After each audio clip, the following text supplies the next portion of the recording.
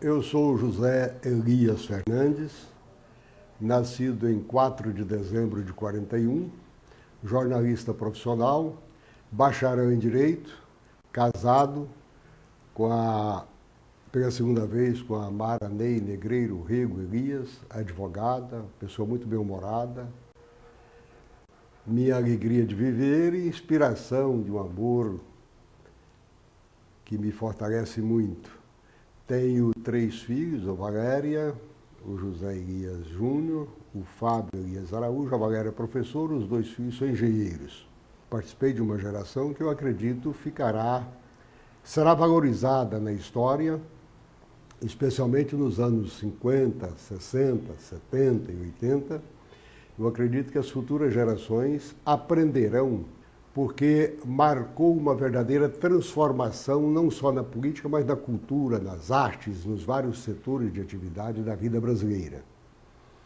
Foi na nossa geração que se formaram os grandes líderes políticos da transformação, da criação da nova república, da transformação da vida política do Brasil, formado justamente naquele movimento estudantil do qual participávamos e que era uma verdadeira escola de formação de líderes, através dos grêmios, das entidades escolares, em Goiás, da União Goiana dos Estudantes, da União Goiana dos Estudantes Secundários, e que acontecia no Brasil inteiro. Foi essa geração que mudou a música popular, criando a bossa nova, transformou o cinema, criando o cinema novo, criando a tropicália, trazendo a música sertaneja, que era restrita apenas ao campo, trazendo a música sertaneja para os grandes palcos.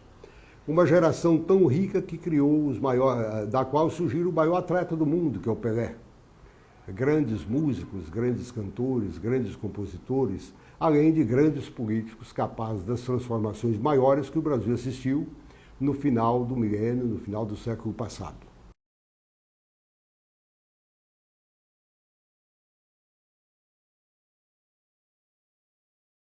Essa luta na qual nos empenhávamos, ela não começou conosco. E é bom salientar que o nível e estágio de desenvolvimento que o Brasil alcança hoje, o Centro-Oeste, especialmente o estado de Goiás, não acontecem produto do trabalho apenas dos governantes atuais. Vem de uma luta que iniciou há décadas, há séculos para trás, lá no José Bonifácio de Andrade e Silva, o patriarca da independência, pregando a necessidade de interiorização do desenvolvimento do Brasil. O Brasil sempre foi um país que usufruiu do conforto do litoral, sonhando com a cultura, a civilização europeia, sendo extorquido pelas empresas, pelas multinacionais inglesas e americanas, porém dando as costas para toda a vastidão do seu interior, toda a sua imensidão interior, que era a maior parte do país, a grande parte do país, vivia no total abandono, isolamento, desprezo, descaso, carência, miserabilidade, apenas no isolamento que não tinha nem rodovias para contato, apenas tendo contato por algum veículo de comunicação, algum jornal, uma revista que por aqui chegava naquela época, porque nem com rodovias nós contávamos.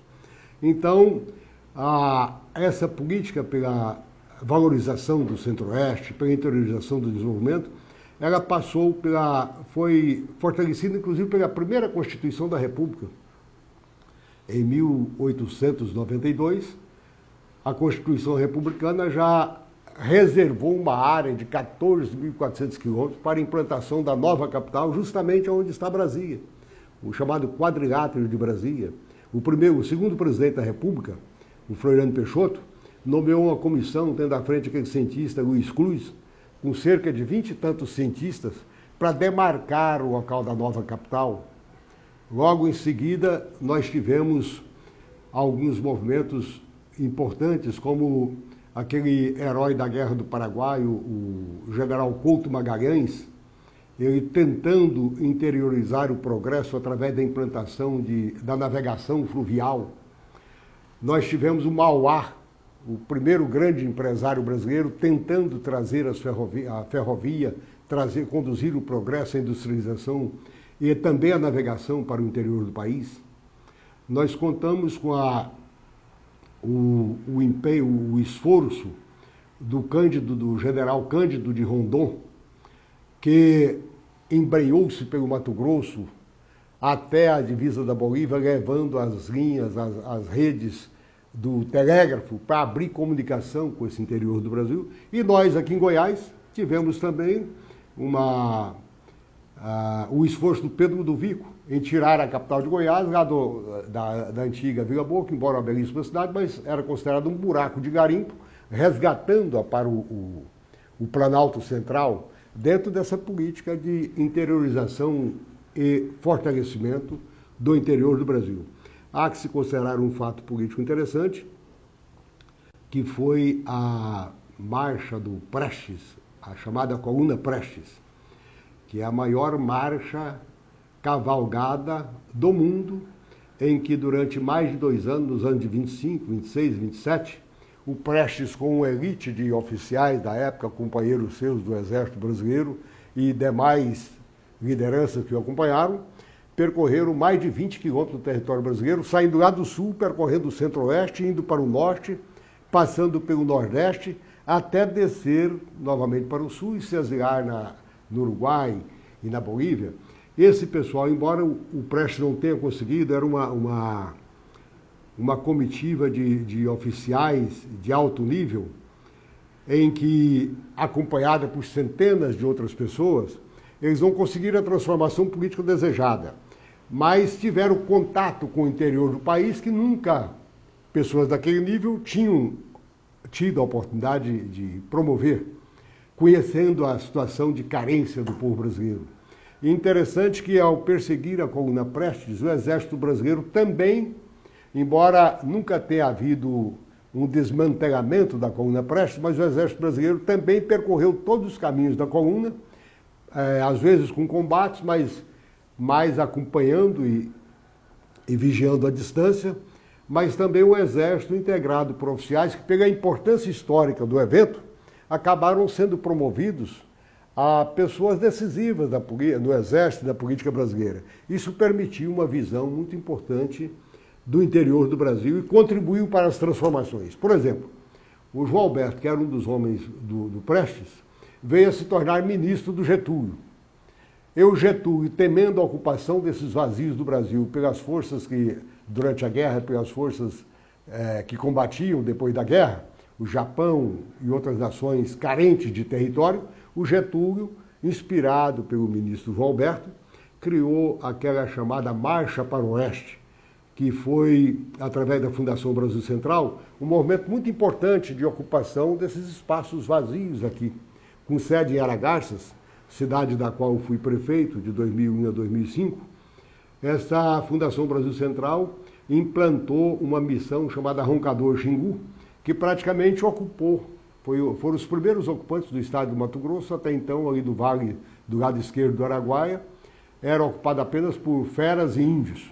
Um ou outro morador, muito escassamente, mas essa Fundação Brasil Central permitiu a construção de rodovias, de picadas que se transformaram em rodovias, e nos pontos de apoio dessa expedição acabaram surgindo grandes cidades do Mato Grosso de hoje, isso agora, 50, 60 anos atrás.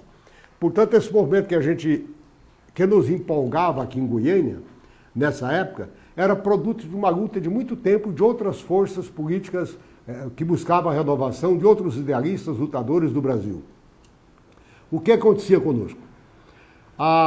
Logo em seguida, a coroação desse movimento foi a construção de Brasília pelo Juscelino Kubitschek, a Brasília inaugurada em 1960.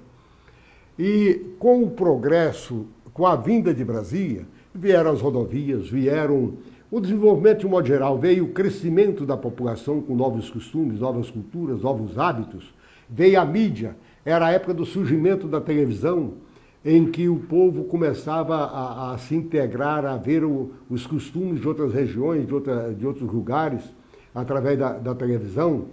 E isso fermentou a política, especialmente da juventude, que acompanhava de perto e se dedicava e estudava para ter uma atuação mais eficiente, de tal ordem que, através dos grêmios estudantis, das nossas entidades, nós tínhamos uma atuação permanente nesse sentido. E aqui eu quero prestar homenagem a essa geração, porque nós não tivemos tempo para as drogas, nós não tivemos tempo para frequentar estádios e promover a violência, como agora a gente vê o esporte transformado em jogo, o jogo virando violência. Nós fomos uma geração que buscávamos inspirar lá no Monteiro Lobato, na luta do petróleo, nas obras do Osni Duarte Pereira, do Leôncio Balsbaum, do Josué de Castro, com a geografia da fome, a geopolítica da fome. Nós buscamos do Anísio Teixeira, do Paulo Freire, da educação, e de tantos outros. Nós valorizávamos, inclusive, nessa luta, a poesia. Quando víamos aqueles movimentos da igreja apoiando a ditadura, a gente se empolgava e recitava o Castro Alves, quebre-se o cetro do Papa, faça-se dele uma cruz, que a púrpura sirva ao povo para cobrir os ombros nus. Era um tempo de luta, de empolgação, de entusiasmo dessa juventude. A vinda de Brasília ensejou também o fortalecimento da luta de classes. Os sindicatos, associações de trabalhadores rurais, o surgimento do sindicalismo rural. Depois do Juscelino, assumiu a presidência o Jânio, que durou pouco tempo, foi deposto pela pressão da direita, da extrema-direita, e há que se lembrar, inclusive, que o Juscelino já enfrentou a reação até na própria posse dele, mas conseguiu conciliar até terminar Brasília e terminar o mandato. Não elegeu o sucessor, foi eleito o Jânio Quadros.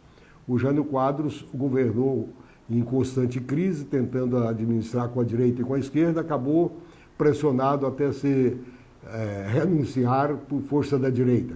O seu sucessor, que era o vice, João Goulart, vinha de origem trabalhista, do trabalhismo do Getúlio Vargas. Foi impedido de tomar posse, porque, coincidentemente, quando o Jânio Quadros renunciou, ele estava na China, visitando Mao Tse-tung, que era a maior liderança das esquerdas, uma das maiores lideranças das esquerdas do mundo. Então, houve um levante nacional. O governador do Rio Grande do Sul, Eudel Brizola, o governador de Pernambuco, o Miguel Arraes, e o governador de Goiás, Mauro Borges, que por coincidência ontem completou 92 anos, esses governadores levantaram um movimento nacional pela posse do João Goulart na presidência da República. E a direita, embora com os militares respaldando-a, não teve como deixar de aceitar a posse do Jango. Mesmo assim, ele durou pouco tempo no governo. Logo em seguida, houve a chamada Revolução de 31 de março de 64, de triste memória, em que depois o João Goulart fechou o Congresso e começou a acabar com toda a estrutura política que nós vimos alegremente montando, que era do sindicato, das associações, das entidades, esse fortalecimento, esse rejuvenescimento da política brasileira. Era o sepultamento da política antiga e uma renovação com essas forças das quais a gente participava. Esse movimento de 31 de março foi que sacrificou demais a nossa geração toda. Nós somos produtos de uma luta contra a ditadura militar implantada nessa época.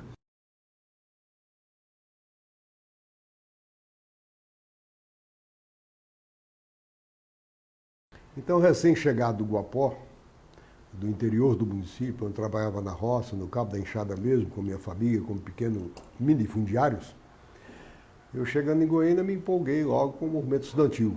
Inicialmente na escola técnica, mas sem qualquer destreza para participar. Depois, 2 anos depois, passei para o Liceu de Goiânia e comecei a atuar no Grêmio como representante de classe, fazer curso de oratória, participar de teatro e outras atividades que eram pertinentes à juventude da época. Qual o tema da nossa luta, das reivindicações políticas? Era a melhoria da saúde.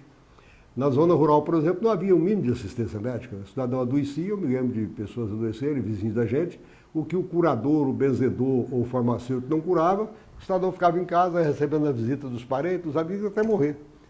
Porque só havia em Goiânia, na capital do estado, a Santa Casa, para atender todo o estado. Então, raras pessoas tinham acesso à assistência médica ali.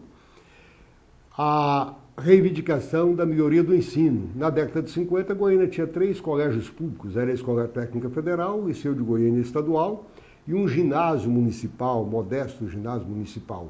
No mais, quem podia tinha que pagar, pagava a escola particular, normalmente religiosa, o Ateneu do Bosco, o Agostiniano, em Campinas o Colégio Santa Clara, e nós brigávamos pela melhoria do ensino, a massificação do ensino, além da melhoria da qualidade, a difusão para atender maior público. Eu, para entrar no liceu, por exemplo, eu participei de um exame de seleção, chamado admissão, em que eu tive que aprender antes latim, francês, além das matérias tradicionais, umas 10 outras matérias curriculares, tive que aprender a fazer versão, tradução do latim, aprender noções de francês, para poder entrar. Veja como era limitado as possibilidades. E embora trabalhando em funções modestas, como balconista de bar, lavando chão de restaurante, piso de restaurante e tudo, eu atuava no Grêmio. E foi a nossa grande escola no setor político, a grande escola da nossa geração. Muito importante a União Goiana dos Estudantes Secundários também, porque ela congregava todos os grêmios estudantis da capital e do interior do estado. Como tínhamos poucas faculdades, as entidades, os diretórios dos estudantes, dos acadêmicos de Direito e de outras poucas faculdades, se aliavam com a União Goiana dos Estudantes para as lutas políticas. E era uma força muito grande porque formadora de opinião pública junto à juventude. Eu me lembro que na época se elegeram até alguns vereadores e deputados com a força do movimento estudantil.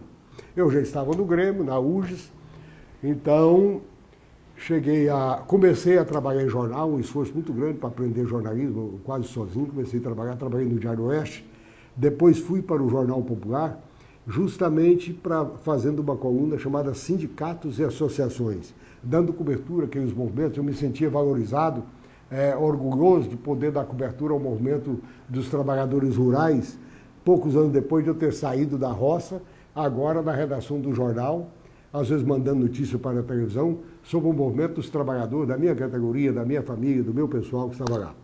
Nessa época eu tive contato com essas organizações de esquerda, comecei a ter contato com as organizações de esquerda, Partido Comunista e outras que havia, naqueles cursos de formação política, que eram normais. Mas, infelizmente, a ditadura interrompeu tudo isso. A gente tentava, insistia na luta, mas não foi possível. Eu fui logo afastado do jornal, perdi o emprego, infelizmente, perdi o emprego, fiquei um tempo desempregado, sofrendo com meu pai que morreu em 64, cuidando da minha mãe, dos meus irmãos menores, já às vésperas de me casar. Então foi um período muito difícil, mas continuamos nesse esforço. Era um tempo de tanto medo, de tanto pânico, que eu me lembro, um episódio, eu era diretor da Associação Goiana de Imprensa, o Batista Custódio, do 5 de março, com quem eu trabalhava, era o presidente, é o atual dono do Diário da Manhã, e o Dom Helder Câmara tinha sido arcebispo do Rio de Janeiro, e ele promoveu uma campanha muito grande, ficou muito popular no Brasil inteiro pela campanha que ele promovia no Rio de Janeiro. Mas a igreja marchava com a ditadura pelo bem do Brasil, formando filas de pessoas para dar o ouro para o bem do Brasil. Então, as pessoas compareciam em solenidades públicas, na Praça Cívica, na Praça do Bandeirante, levando a correntinha até a própria aliança e doando. Era a igreja ajudando a financiar a ditadura. Aqui em Goiás, inclusive. O Dom Fernando, que foi um bispo depois, rompeu com a ditadura, mas foi um bispo, nessa época, participava desse momento. E o Dom Helder Câmara já começou a romper, desde o Rio de Janeiro, com a ditadura. Então a igreja o mandou lá para o Nordeste, lá para Recife e Olinda. E ele passou a ser um paladino da liberdade nessa época e tudo. E eu, como diretor da AGI, nós o convidamos para vir fazer uma palestra aqui em Goiânia. Para surpresa nossa, o auditório da AGI era pequeno. Quando ele chegou, só estávamos nós, membros da diretoria, para recebê-lo e ouvi-lo, porque não tinha ninguém, tamanho era o medo que o povo tinha de se aproximar de um arcebispo que era sabidamente perseguido já pelos militares. Então tinha episódios dessa época, dessa ordem. Logo em seguida, eu entrei na Faculdade de Direito, já passei a trabalhar no Jornal Popular, com a responsabilidade familiar, já então casado, logo tive uma filha, Valéria, cuidando da minha mãe, dos irmãos menores, e ainda com a responsabilidade na empresa. Eu não só tinha uma coluna no Popular, como assessorava o seu Jaime Câmara, que é o titular da empresa, e dirigia um departamento da televisão. Mesmo assim, eu continuei na política estudantil. Fui, já em pleno AI-5, em 72, fui candidato a presidente do Centro Acadêmico 11 de Maio, da Faculdade de Direito da Universidade Federal, que era a entidade mais prestigiada dos estudantes universitários, do estudantado do Centro-Oeste. Eu me lembro que, antes da eleição, quando eu me candidatei, muita gente me procurava, Isaías, mas você é um ser casado, jornalista, já com certo prestígio, ser candidato a presidente de uma entidade dessa num tempo desse, de tamanha perseguição, de tanta violência, você está ficando louco, não sei o que. Eu falei, mas existe a entidade, então é preciso que alguém a dirija, eu não vou deixar que a Cefra. Até eu me lembro que o Olinto Meireles, o ex-deputado Olinto Meireles, tinha sido presidente do Centro Acadêmico, e a ditadura, para denegri-lo, publicou aqui, espalhou aqui um painel grande com a fotografia dele, num congresso internacional de estudantes, em Pequim, em que ele aparecia jantando ao lado do Mao Tse-tung, que era uma das expressões mundiais das esquerdas. Para mim, aquilo, ao invés de denegri-lo, fazia homenageá-lo e promover. Ele tinha sido presidente do Centro Acadêmico bem antes de mim. Na eleição, um colega chamado, hoje notável advogado, Felicíssimo José de Sena, que era presidente da Arena Jovem. A Arena era o partido de sustentação da ditadura, enquanto o MDB era o partido da oposição. Só tinha dois partidos. O Felicíssimo se candidatou pela oposição e, às vésperas da eleição, vendo que ia perder, ele renunciou à candidatura e conclamou os colegas deles a votarem em branco. E eu tive a alegria de contar com quase a unanimidade dos votos de todos os alunos da universidade, da faculdade, mas, inclusive, o voto daquelas pessoas que faziam cursos de especialização, que não tinham obrigação de votar, mas que também compareceram. Foi uma luta muito bonita dentro da faculdade, mas que, infelizmente, me custou muito caro. Eu, no diretório, promovia vários cursos para estimular, para dar oportunidade de encontro, de debates políticos do pessoal. O curso que mais chamava a atenção era o de oratória, para treinar o pessoal a fazer discurso. E tanto os colegas da Faculdade de Direito, quanto colegas de outras entidades, de outras faculdades, vinham fazer o curso ou assistir às aulas práticas, porque cada aula prática ensejava aos alunos fazer o seu discurso.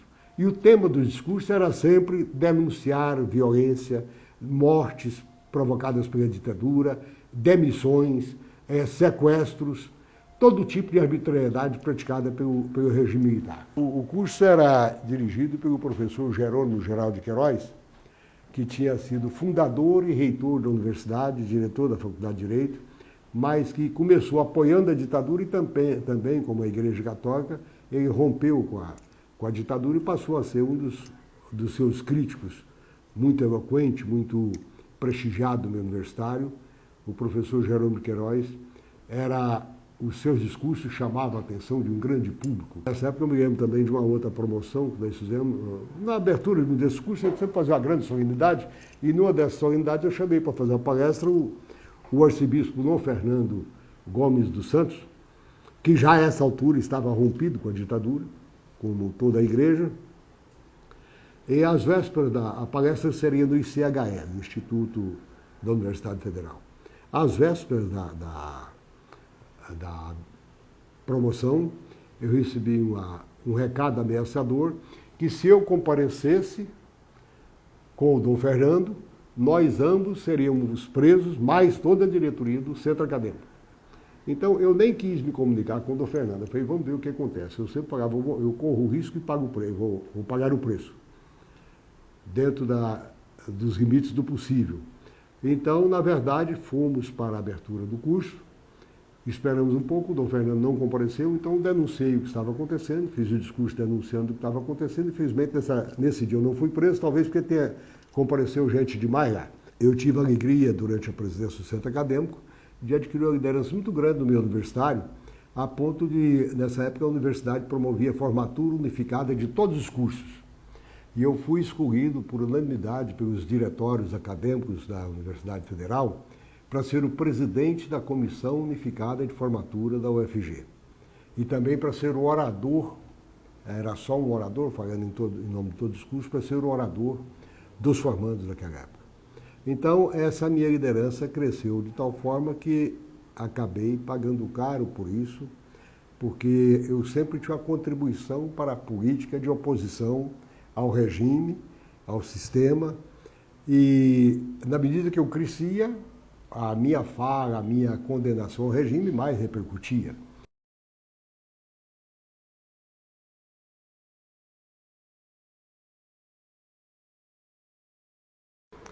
Um episódio que eu gostaria de reportar também é a queda do governador Mauro Borges no dia 26 de novembro de 64.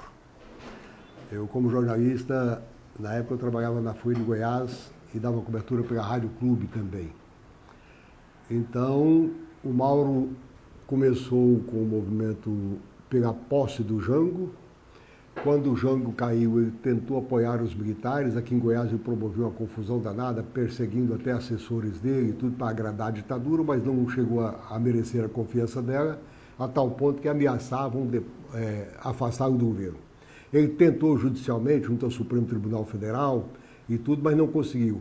Isso gerou uma crise em Goiás que durou meses. Eu era novo na imprensa e foi o meu maior exercício e oportunidade de progresso profissional, porque no Palácio reuniam-se repórteres dos maiores veículos de comunicação do Brasil. Na época era a revista Manchete, Revista Cruzeiro, o Jornal do Brasil, Folha de São Paulo, o Estado de São Paulo, o jornal prestigiado por todos da esquerda, que era o Correio Brasiliense, o Correio da Manhã do Rio de Janeiro, onde se notabilizavam grandes nomes da imprensa da época, e todo esse pessoal concentrado no Palácio, e à guisa de proteção do governador, toda a liderança política que apoiava o governo concentrava ali no Palácio também, e acabava com a admiração do povo. A Praça Cívica passava o tempo inteiro lotada de gente. Isso foi durante pelo menos um mês. E a imprensa dando cobertura, esperando quando é que o Mauro ia cair.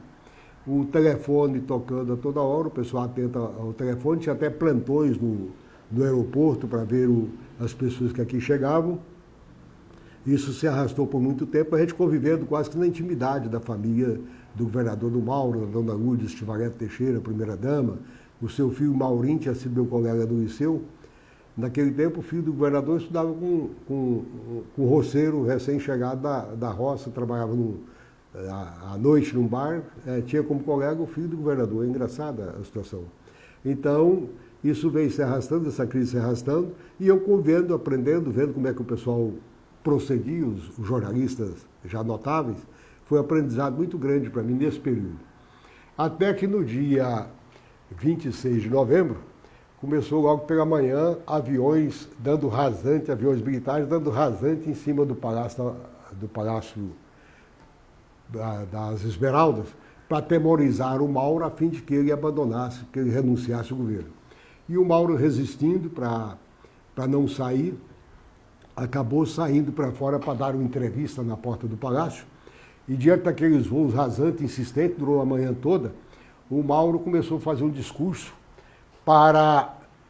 direcionando aos militares que estavam no avião. E eu, com o microfone da Rádio Brasil Central, fui me aproximando, e ele foi chegando junto da Kombi, aliás, um microfone da Rádio Clube de Goiânia, na qual eu trabalhava, dos Diários Associados. Ele foi se aproximando de uma Kombi da Rádio Brasil Central, e eu acabei ajudando ele a subir em cima da Kombi. E ele não era tão magro assim.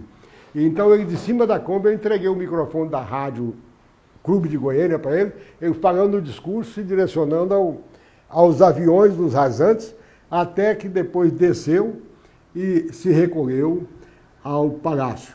E logo em seguida chegou uma expedição do Exército, em carros oficiais, aqueles carros pretos, com a placa preta, com a tarja verde do Exército, e nós voltamos para frente do Palácio de novo para ver o que era a mensagem que os oficiais traziam.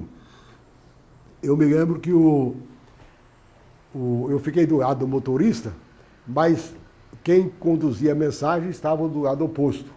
E no descer o oficial, com a carta na mão, o público se aglomerou de tal forma, eu não sei se foi por propósito, como é que foi, ou em função do aglomerado de pessoas, alguém empurrou aquele oficial e ele puxou de uma arma de fogo da cintura um parabelo. E eu transmitindo, acaba de chegar aqui ao Palácio das Esmeraldas, uma equipe de oficiais para entregar um documento para o governador Mauro Borges, parece que é uma exigência, um ultimato para a renúncia dele, não sei o que e tal.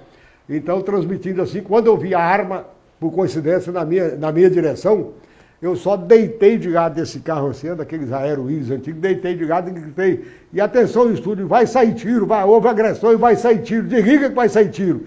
E a gente conduziu um aparato enorme, uma maleta cheia de fios, de microfone, aquela coisa toda. Eu saí correndo com essa maleta daquela viela do lado direito ali do palácio, e gente tropeçando e enrolando aqueles fios. Foi um tumulto terrível, danado.